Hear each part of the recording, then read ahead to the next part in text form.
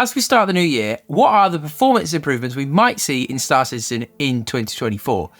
The big one is probably going to be newer components, but we'll come on to that in a minute. Let's start with the first one, Vulkan. Vulkan has been in development for a long time now for Star Citizen. It is going to effectively replace DX11 as the graphics API. Now, in some games, Vulkan can bring performance improvements.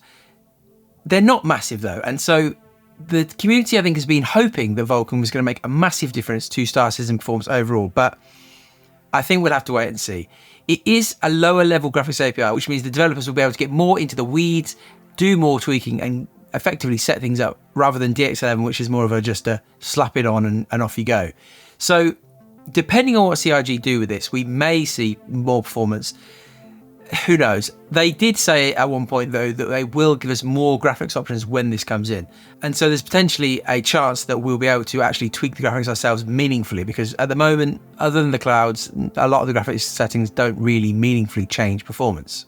The big thing with Vulkan, though, is that it actually opens up more technologies that might make performance worse. So we have the ability to do ray tracing with Vulkan. So that won't necessarily come this year. I'm not sure it will, but that will actually probably hurt performance. But the next thing we're going to talk about then allows you to go back up probably to where you were. Upscaling. For a while, you've been able to sort of kind of mash upscaling into Star Citizen and use some technologies to get it going. But Star Citizen this year should have in-game, inbuilt DLSS, FSR, and Star Citizen's own version, CIG's own upscaling technology. So if you're not familiar, this technology basically takes, say, a 1080p scene and it upscales it to 1440p, but you get the performance as if the game is running at 1080p. Very good technology. They are all slightly different. Typically, Nvidia's DLSS 2, which is what CIG are going to be implementing, has been kind of seen as the gold standard, but AMD's thing is pretty good as well. So it's going to be interesting to see what they look from a visual standpoint, how well they compare to each other, but also how much performance can you get? Now, the key thing with this is that you can't gain performance when you're CPU bound, which for most of us, that is the big issue in Star Citizen. The CPU / RAM / engine is getting in the way. You're normally blocked by a couple of threads. You're running up against some sort of limit where the CPU just can't get through the work fast enough. But for those of you who want to play at something like 4K, more mid-range cards will probably be able to cope better with kind of high resolution. So we'll see how that goes. I'm anticipating something like a 3080 should be able to be working with DLSS at 4K and be fairly playable, whereas at the moment it's not really great. Let's now look at something that isn't client-side performance, but actually the server. Let's talk about server meshing. A big piece of technology that CIG are aiming to get in the game, let's just say this year, because they've said they're aiming for the summer.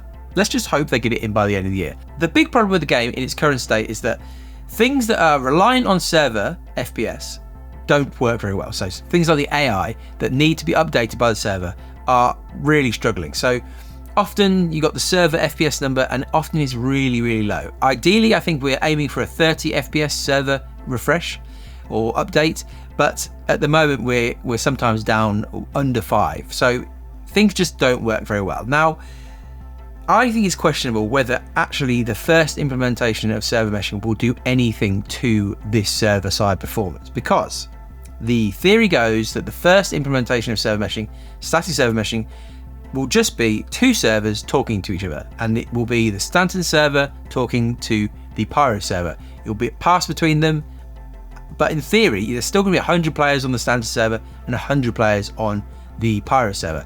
So I think it's questionable whether this year we're going to see actual server-side improvement. I think we don't know really what the implication of the replication layer is. We don't know whether the way that they've restructured how the servers work will do anything to server FPS. It's really hard to tell from the replication layer testing that's been going on. So I am very unsure whether this actually is going to do anything for performance. I don't think it will do anything for client-side performance. I don't see how that would be the case.